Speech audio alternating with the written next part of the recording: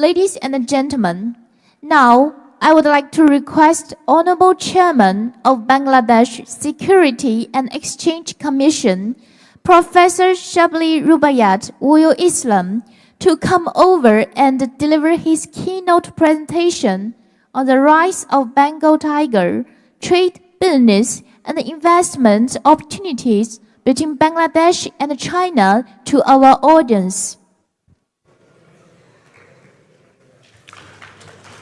Thank you very much. Very good morning, Honorable Prime Minister, our Chief Guest, Honorable Special Guest, our ministers from Bangladesh, dignitaries, guests from China, and all the delegates and business friendly friends of Bangladesh from China. A very warm welcome. Presentation slides, please. Ni hao. Welcome. Today we want to talk about Bangladesh, a country which started from ashes, and now we are talking about prosperity. So the changes that Bangladesh has made between these years will be projected today. You can see the Himalayas, the Mount Himalayas, and the countries around Himalayas, 350 crore people. Half of the world is living around these Himalayas. Bangladesh, China, India, Pakistan, Nepal, Bhutan, all together, the population is half of the world. And $20 trillion is the GDP that we have around Himalayas. And growing purchasing power. And if you see the location of Bangladesh, it's on the center. Geographically, wonderfully located Bangladesh in between the dynamic Middle East, incredible India, flourishing Thailand, Vietnam, Indonesia, Malaysia, Singapore, and China, the great land of prosperity. We have two great leaders. Our father of the nation, Bangabandhu Sheikh Mujibur Rahman, and your great leader, Mao Zedong. You can see that they cherish the same philosophy. They love their people. The people and the people alone are the motive force in the making of the world history, said by Mao Zedong. And our father of the nation said, "My greatest strength is the love for my people. My greatest weakness is that I love them too much." And that's not it. He started long before having his weakness toward China. In 1952, he attended the peace conference of the Asian and Pacific region in China.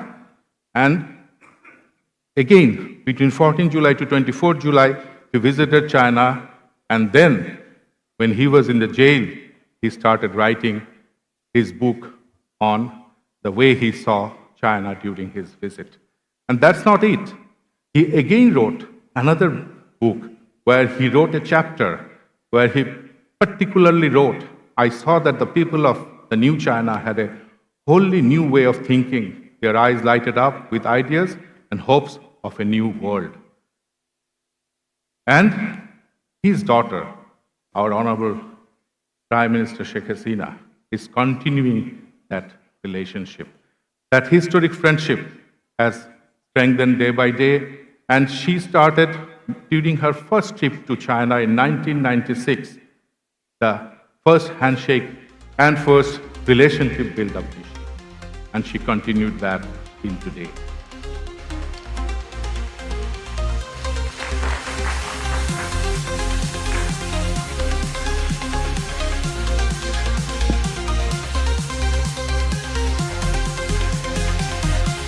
Again, 2014.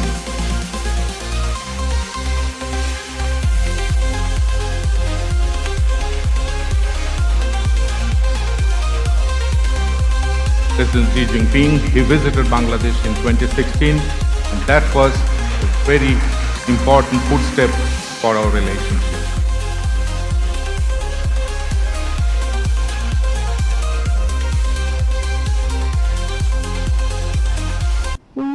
Consensus on cooperation in key areas such as trade and investment, infrastructure, industry, power and energy, information and communication, technology and agriculture. Just now we have witnessed signing of 26 agreements and MOUs of cooperation. Then again she came in 2019 to China and met Xi Jinping.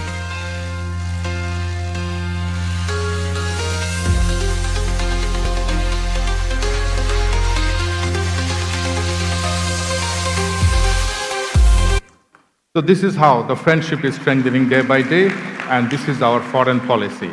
Friendship to all and malice to none. Bangladesh is actually an undiscovered gem of the Southeast Asia and ruled by many till 1971 when our country got liberated. And from then on, we started dreaming.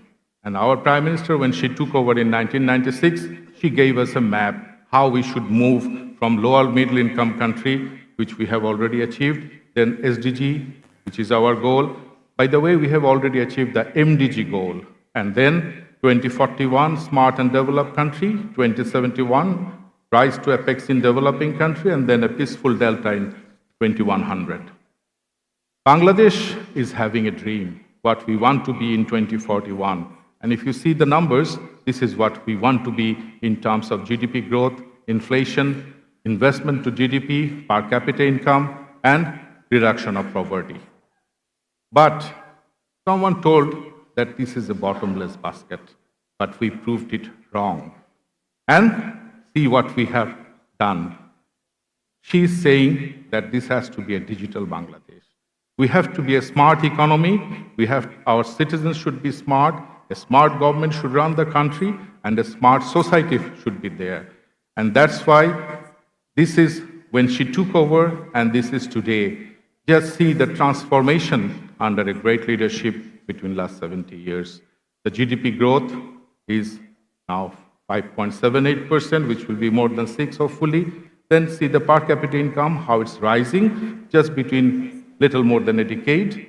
And then the size of the GDP is more than 10 times, which will cross $1 trillion economy very shortly. Our budget has increased. Our poverty rate has gone down. Our extreme poverty rate has gone down. Our life expectancy has gone up. Human asset index has gone up. Infant mortality rate is much better than before. On the other hand, literacy rate has gone up. Women participation in primary education is up. Our drop rate in primary education is also low. Number of primary school has gone up. In agriculture sector, we have done tremendous development. The production has increased, fish production has increased, tea production has increased, salt and other crop production all increased, if you can see the numbers on the right side. So, Bangladesh has become the top global producer in 13 sectors now in the world. And these are the areas where we are leading in the world. So, this is where we have our huge strength.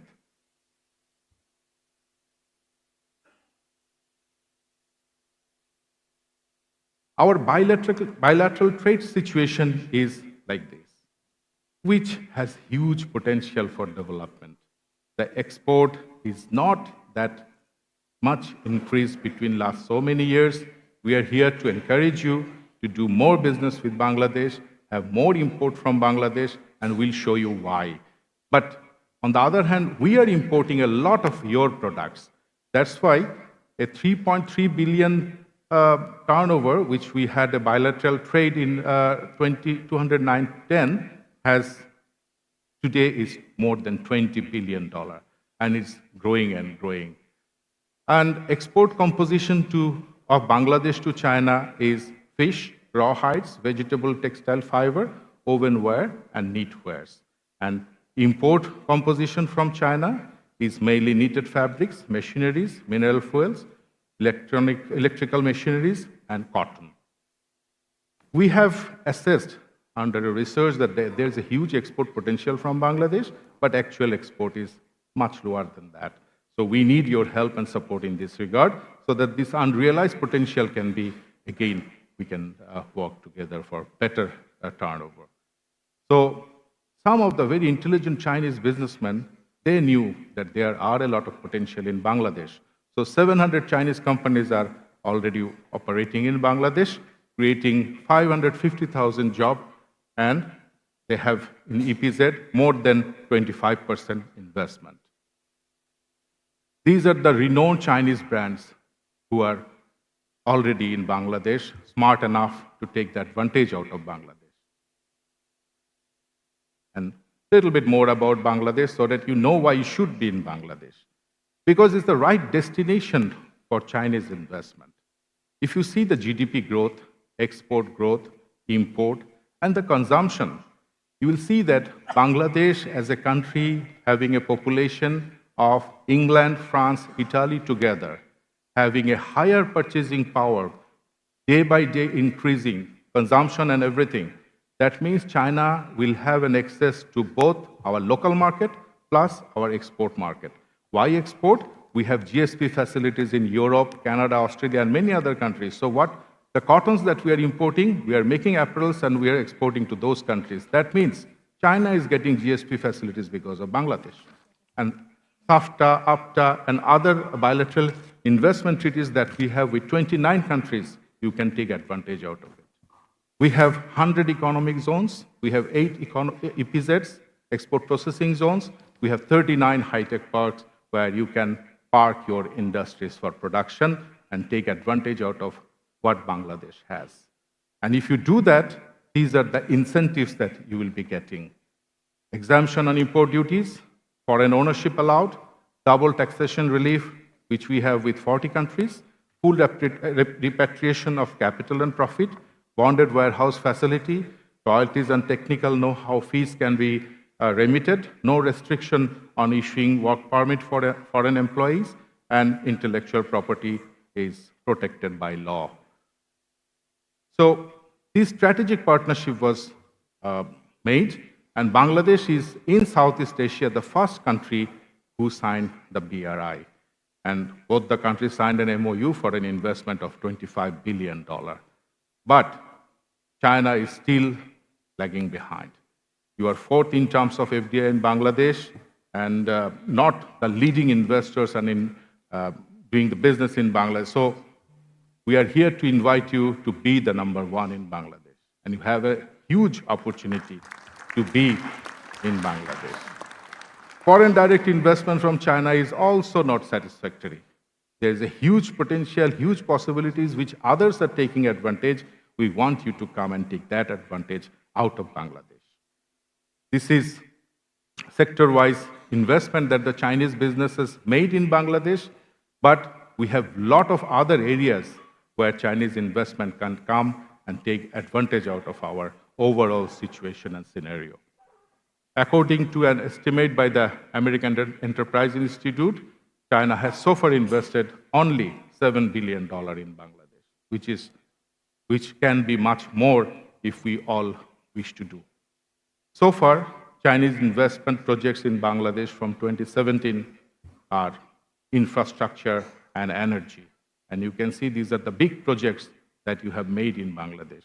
And Chinese companies have received construction orders of more than about 23 billion US dollars.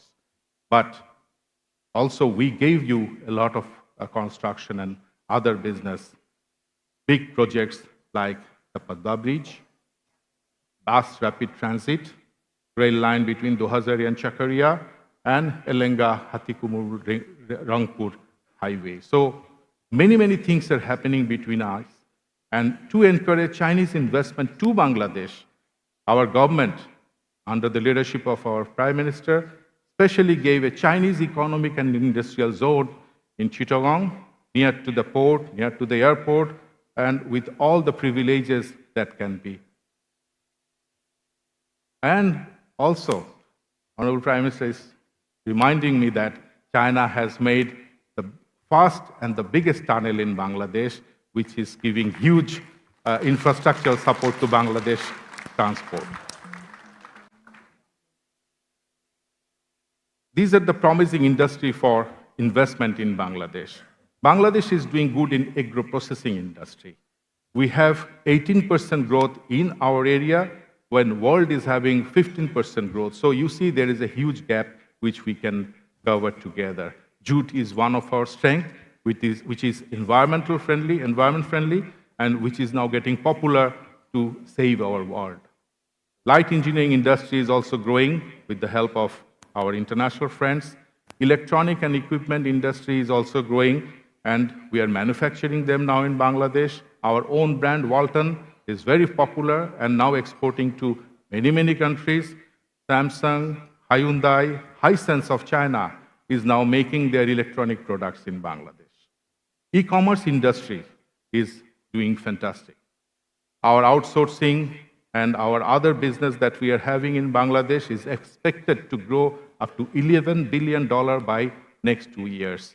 So this is where we have a huge gap where we can work together. Automobile industry in Bangladesh is growing very fast. With the increase of infrastructure, annual market demand is expected to rise between 100,000 numbers per year that we need only for Bangladesh. Our motorcycle industry of manufacturing is there.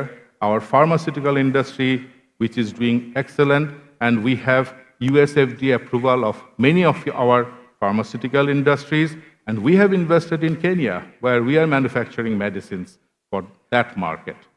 R&G sector, you know very well that after you, we are the second largest ready-made garment exporter in the world, and we are growing, and growing. But we also import a lot of textile product and cotton from China to make our export grow. Agro industry in Bangladesh is rapidly growing. Our cement industry, we are self-reliant, and we have already started exporting.